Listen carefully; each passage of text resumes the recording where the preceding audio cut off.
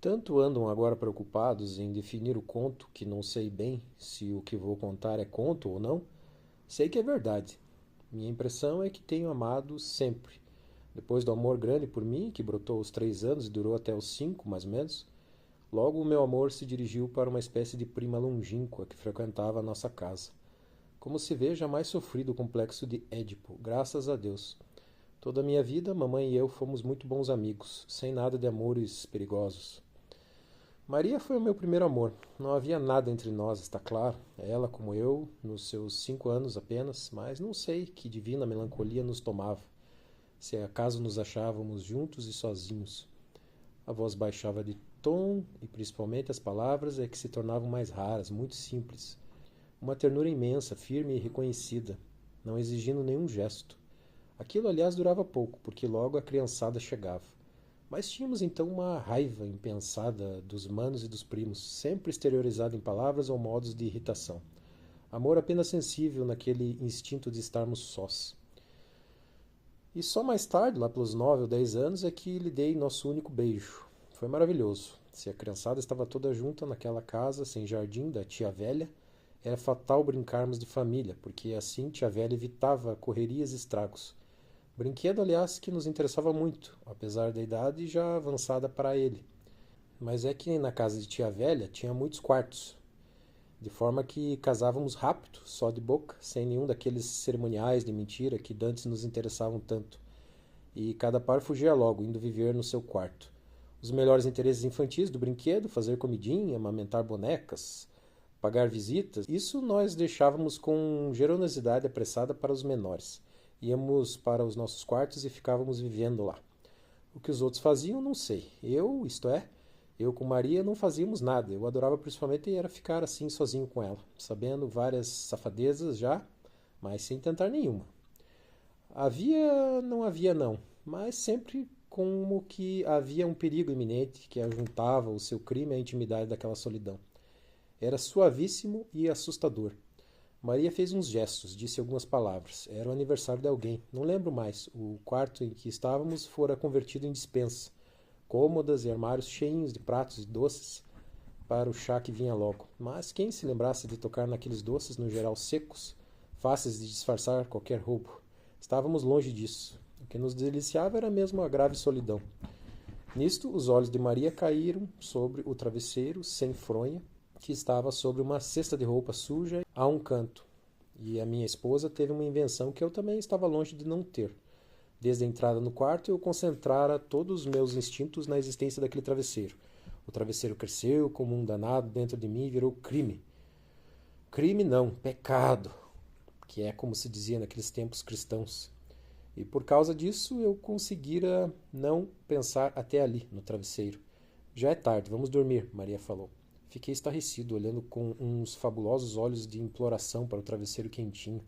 Mas quem disse travesseiro ter piedade de mim? Maria, essa estava simples demais para me olhar e surpreender os efeitos do convite. Olhou em torno e, afinal, vasculhando na cesta de roupa suja, tirou de lá uma toalha de banho muito quentinha que estendeu sobre o assoalho. Pôs o travesseiro no lugar de cabeceira, cerrou as venezianas da janela sobre a tarde e depois deitou, arranjando o vestido para não amassar. Mas eu é que nunca havia de pôr a cabeça naquele restico de travesseiro que ela deixou para mim, me dando as costas. Retico, sim, apesar do travesseiro ser grande.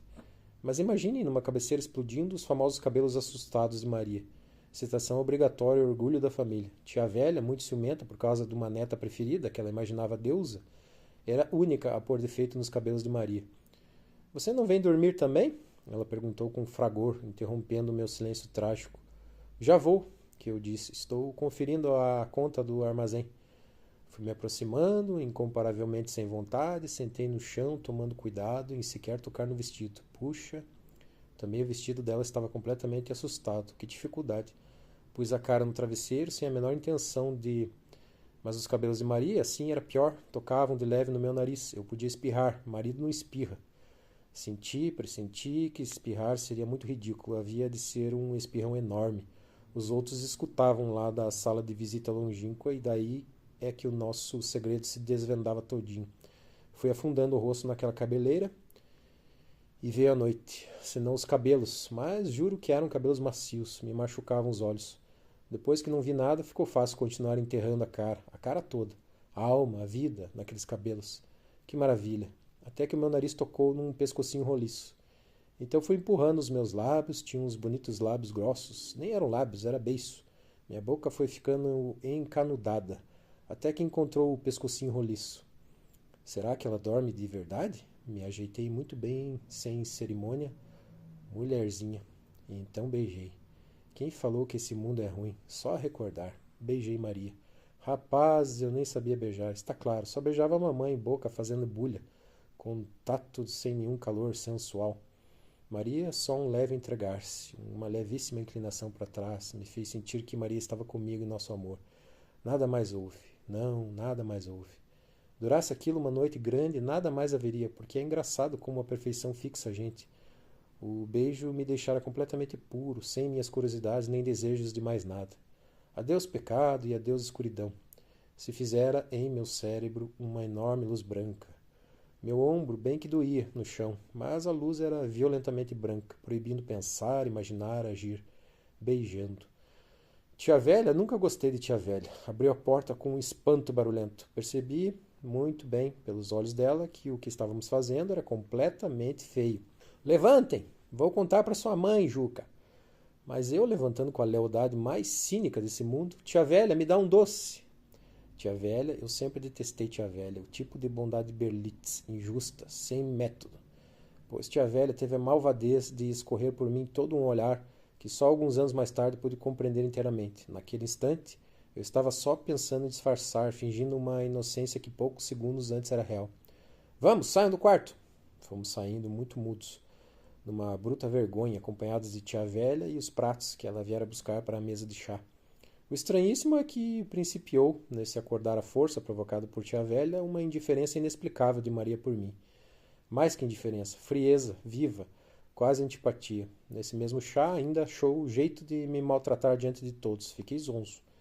10, 13, 14 anos, 15 anos. Foi então um insulto que julguei definitivo. Eu estava fazendo um ginásio sem gosto, muito arrastado, cheio de revoltas íntimas, detestava estudar. Só no desenho e nas composições do português tirava as melhores notas. Vivia nisso, 10 nessas matérias, 0 em todas as outras. E todos os anos era aquela já esperada fatalidade, 1, 2 bombas, principalmente em matemática, que eu tomava apenas o cuidado de apagar nos exames de segunda época. Gostar eu continuava gostando muito de Maria, cada vez mais, conscientemente agora. Mas tinha uma quase certeza que ela não podia gostar de mim. Quem gostava de mim? Minha mãe? Sim, mamãe gostava de mim, mas naquele tempo eu achava a imaginar que era só por obrigação. Papai, esse sempre foi insuportável, incapaz de uma carícia, como incapaz de uma repreensão também. Nem mesmo comigo, a tara da família, ele jamais ralhou. Mas isso é caso para outro dia. O certo é que, decidido em minha desesperada revolta contra o mundo que me rodeava, sentindo um orgulho de mim que jamais buscava esclarecer, tão absurdo o pressentia, o certo é que eu já principiava me aceitando por um caso perdido, que não adiantava melhorar. Esse ano até foi uma bomba só. Eu entrava da aula do professor particular, quando enxerguei a saparia na varanda e Maria entre os demais. Passei bastante encabulado, todos em férias, e os livros que eu trazia na mão me denunciando, lembrando a bomba, me achincalhando em minha imperfeição de caso perdido. Esbocei um gesto falsamente alegre de bom dia e fui no escritório pegado, esconder os livros na escrivaninha de meu pai. Ia já voltar para o meio de todos, mas Matilde, peste, a implicante, a deusa estúpida que tia velha perdia com suas preferências, passou seu namorado, Maria. Não caso com um bombeado, ela respondeu imediato, numa voz tão feia, mas tão feia que parei estarrecido. Era a decisão final, não tinha dúvida nenhuma. Maria não gostava mais de mim. Bobo de assim parado, sem fazer um gesto, mal podendo respirar. Aliás, um caso recente vinha me ajuntar um insulto para decidir de minha sorte. Nós seríamos até pobretões comparado com a família de Maria, gente que até viajava na Europa. Pois, pouco antes, os pais tinham feito um papel bem indecente se opondo ao casamento de uma filha com um rapaz, diz que pobre, mas ótimo. Houvera rompimentos de amizade, mal-estar na parentagem toda, o caso virara escândalo mastigado, erra mastigado nos comentários de hora de jantar. Tudo por causa do dinheiro. Se eu insistisse em gostar de Maria, casar não casava mesmo, porque a família dela havia de me querer. Me passou pela cabeça comprar um bilhete de loteria. Não caso com bom beato. Fui abraçando os livros de mansinho, acariciei-os junto ao rosto, pousei a minha boca numa capa, suja de pó suado, retirei a boca sem desgosto. Naquele instante eu não sabia, hoje sei. Era o segundo beijo que eu dava em Maria, o último beijo, beijo de despedida, que o cheiro desagradável do papelão confirmou. Não tive mais coragem para voltar à varanda e conversar com os outros. Estava com uma raiva desprezadora de todos, principalmente de Matilde. Não, me parecia que já não tinha raiva de ninguém, não valia a pena, nem de Matilde. O insulto partira dela. Fora por causa dela, mas eu não tinha raiva dela não, só tristeza, só vazio, não sei. Creio que uma vontade de ajoelhar, ajoelhar sem mais nada, ajoelhar ali junto da escrivaninha e ficar assim, ajoelhar. Afinal das contas, eu era um perdido mesmo, Maria tinha razão. Tinha razão, tinha razão. Que tristeza. Foi o fim? Agora que vem o mais esquisito de tudo, ajuntando anos pulados. Acho que até não consigo contar bem claro tudo o que sucedeu. Vamos por ordem. Pus tal firmeza em não amar Maria mais, que nem meus pensamentos me traíram.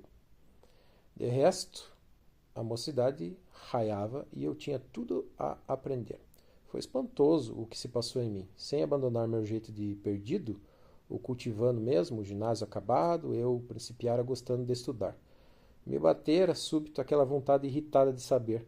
Me tornara estudiosíssimo. Era mesmo uma impaciência raivosa que me fazia devorar bibliotecas, sem nenhuma orientação. Mas brilhava, fazia conferências empoladas em sociedadinhas de rapazes, tinha ideias que assustavam todo mundo, e todos principiavam maldando que eu era muito inteligente, mas perigoso. Maria, por seu lado, parecia uma doida, namorava com Deus e todo mundo. Aos 20 anos, fica noiva de um rapaz bastante rico, noivado que durou 3 meses e se desfez de repente. Para dias depois, ela ficar noiva de outro, um diplomata riquíssimo. Casar em 2 semanas com alegria desmedida, rindo muito no altar e partir em busca de uma embaixada europeia, com o secretário Chique, seu marido. Às vezes, meio tonto, com esses acontecimentos fortes, acompanhados meio de longe, eu me recordava do passado, mas era só para sorrir da nossa infantilidade e devorar numa tarde um livro incompreensível de filosofia. De mais a mais havia a Rose para de noite, e uma linda namoradinha oficial, a Violeta. Meus amigos me chamavam de jardineiro, e eu punha na coincidência daquelas 2 flores uma força de destinação fatalizada. Tamanha mesmo que, tupando numa livraria com The Gardener, de Tagore, comprei o livro e comecei estudando inglês com loucura. Mário de Andrade conta num de seus livros que estudou o alemão por causa de uma emboada tordilha. Eu também. Meu inglês nasceu numa violeta e de uma rose. Não, nasceu de Maria. Foi quando, uns 5 anos depois, Maria estava para voltar pela primeira vez ao Brasil, a mãe dela, queixosa de tamanha ausência, conversando com mamãe na minha frente, arrancou naquele seu jeito de gorda desabrida. Pois é, Maria gostou tanto de você, você não quis, e agora ela vive longe de nós. Pela 3ª vez fiquei estarrecido nesse conto. Percebi tudo num tiro de canhão. Percebi ela doidejando, noivando com um, casando com outro, se atordoando com dinheiro e brilho. Percebi que eu fora uma besta. Sim, agora que principiava sendo alguém, estudando por mim fora dos ginásios, vibrando em versos que muita gente já considerava, e percebi horrorizado que Rose, nem Violeta, nem nada, era Maria que eu amava como louco, Maria que eu amava sempre, como louco. Oh, como eu vinha sofrendo a vida inteira, desgraçadíssimo, aprendendo a vencer só de raiva, me impondo ao mundo por despique, me superiorizando em mim só por vingança de desesperado. Como é que eu pudera me imaginar feliz, pior ser feliz sofrendo daquele jeito? Eu? Eu não, era Maria, era exclusivamente Maria, toda aquela superioridade que estava aparecendo em mim. E tudo aquilo era uma desgraça, muito cachorra mesmo, pois não andava falando muito de Maria. Contavam que pintava o 7, ficara célebre com as extravagâncias e aventuras. Estivera pouco antes às portas do divórcio, com um caso escandaloso por demais, com um pintor de nomeada que só pintava efeitos de luz, Maria falada, Maria bêbada, Maria passada de mão em mão, Maria pintada nua. Se dera como que uma transposição de Tinos. E tive um pensamento, que ao menos me salvou no instante. Se o que tinha de útil agora em mim era Maria, se ela estava se transformando no Juca imperfeitíssimo que eu fora, se eu era apenas uma projeção dela, como ela agora apenas uma projeção de mim, se nos trocáramos por um estúpido engano de amor, mas ao menos que eu ficasse bem ruim mesmo, outra vez, para me igualar a ela de novo. Foi a razão da briga com Violeta, impiedosa, e a farra dessa noite, bebedeira tamanha que acabei ficando desacordado, numa série de vertigens, com um médico, escândalos e choro largo de mamãe com minha irmã. Bom, tinha que visitar Maria. Está claro, éramos gente grande agora. Quando soube que ela devia ir a um banquete, pensei comigo, ótimo, vou hoje logo depois de jantar. Não encontro ela e deixo o cartão. Mas fui cedo demais. Cheguei na casa dos pais dela, seriam 9 horas. Todos aqueles riquifes de gente ricaça. Criado que leva cartão, numa salva de prata, etc. Os da casa estavam ainda jantando. Me introduziram na saletinha da esquerda, uma espécie de Luís XV muito sem vergonha, dourado por inteiro, dando para o hall central. Que fizesse o favor de esperar, já vinham. Contemplando a gravura cor-de-rosa, senti de sopetão que tinha mais alguém na saleta. Virei. Maria estava na porta, olhando para mim, se rindo, toda vestida de preto. Olhem, eu sei que a gente exagera em amor, não insisto. Mas, se eu já tive a sensação da vontade de Deus, foi ver Maria assim, toda de preto vestida, fantasticamente mulher. Meu corpo soluçou todinho e tornei a ficar estarrecido. Ao menos diga boa noite, Juca. Boa noite, Maria. Eu vou-me embora.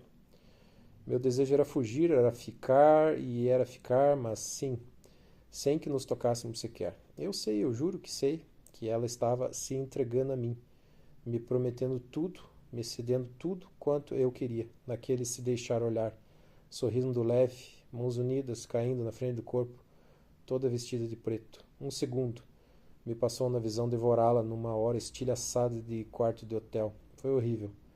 Porém, não havia dúvida. Maria despertava em mim uns instintos da perfeição. Balbuciei, afinal, boa noite, muito indiferente, e as vozes amontoadas vinham do hall, dos outros que chegavam. Foi este o primeiro dos 4 amores eternos que fazem de minha vida uma grave condensação interior. Sou falsamente um solitário. 4 amores me acompanham, cuidam de mim, vêm conversar comigo. Nunca mais vi Maria, que ficou pelas Europas, divorciada, afinal.